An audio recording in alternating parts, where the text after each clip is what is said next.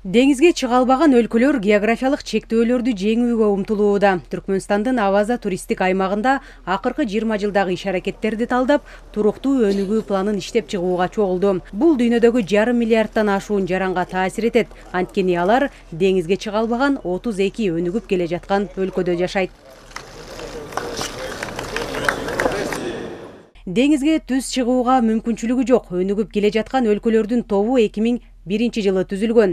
Вена жана Алматы иш-аракеттер программалары кабыл алынып, ченемдик келишимдик базаны түзүүдө. Соода процедураларын жакшыртуу, санариптештирүү жаатында иштер жасалды. Бирок коюлган максаттар толук кандуу ишке ашкан жок. По итогам 2 десятилетий стало 2-10 жылдыктын жыйынтыгы боюнча төмөнкүлөр айкын болду. Көрүлгөн аракеттерге карабастан деңизге чыга албаган өлкөлөр эл аралык экономиканын чет жакасында калууда. Ошол эле учурда биз бул жерге Каспий деңизинин жээгиндеги Авазага биргелешкен ишмердүүлүгүбүздүн жыйынтыгын чыгаруу үчүн гана эмес, ошондой эле туруктуу, өз ара байланышкан жана инклюзивдүү келечекке биргелешкен жолду белгилөө үчүн чогулдук. Буга байланыштуу 2024-2030 жылдарга карата Аваза иш-аракеттер программасы бул мурунку каталарды оңдоо, өткөн 2-10 жылдыктын сабактарын эске алуу жана деңизге чыга албаган өлкөлөргө географиялык чектөөлөрдү жеңүүгө гана эмес, ошондой эле глобалдык өсүштүн толук кандуу катышуучулары болууга мүмкүндүк берүүчү туруктуу өнүгүү планын иштеп чыгуу мүмкүнчүлүгү. Жаңы иш-аракеттер программасы бизге стратегиялык, максаттуу жана натыйжага багытталган жол картасын берет. Ушу тапта деңизге чыга албаган өлкөлөр каржы, технология, дүйнөлүк рынокко чыгууда тоскоолдуктарга тушугат.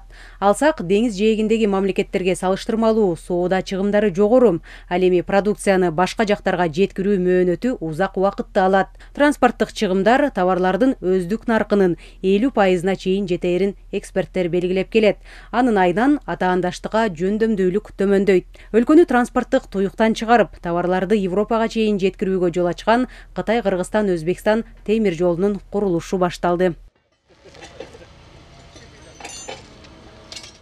Начавшееся в декабре прошлого года строительство железной... Өткөн жылдын декабрь айында курулушу башталган Кытай, Кыргызстан, Өзбекстан темир жолу Кытайдан жакынкы чыгыш Европа жана Түштүк Азияга кыска жолду ачат. Биздин өлкө үчүн бул транспорттук очолонуудан чыгууга, чыгымдарды азайтуу, соода экономикалык кызматташтыкты активдештирүүдө стратегиялык мүмкүнчүлүк. И активизировать торгово-экономическое сотрудничество.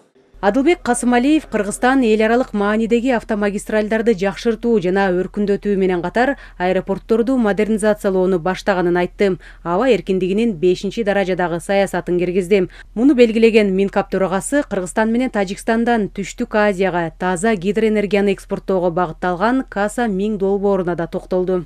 В числе ключевых для региона стран Борбор Азия аймагы үчүн маанилүү долбоорлордун бири Каса-Миң. Ал Кыргызстан менен Тажикстандан таза гидроэнергияны Түштүк Азияга экспорттоого багытталып, регионалдык өз ара байланышты жана энергетикалык туруктуулукту чыңдайт. Биз үчүн транспорттук жана энергетикалык инфраструктураны, логистиканы жана инвестициялык чөйрөнү өнүктүрүү жөн гана улуттук приоритет эмес, туруктуу өнүгүүнүн стратегиясынын негизги элементи болуп саналат.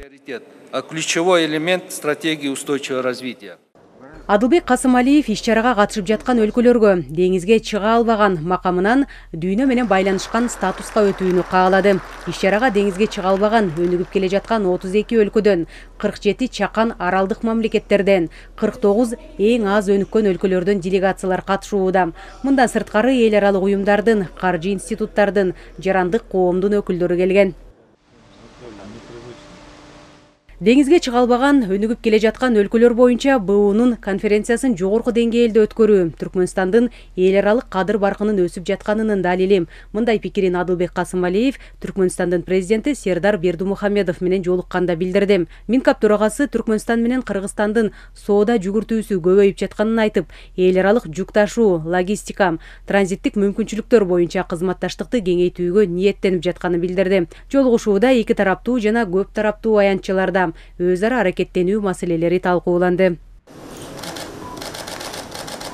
Түркмөнстанга болгон сапарынын алкагында Адылбек Касымалиев Ливия мамлекетинин президенттик кеңешинин төрагасы Мохаммед Юнис Ахмед Аль-Менфи менен да жолугушту. Тараптар соода экономикалык, маданий гуманитардык жана башка тармактарда эки тараптуу келишимдерге жетишүүнү талкуулашты. Жазгүл Сейдахматова, Меримбек Жусупбек уулу, ЛТР, Түркмөнстан.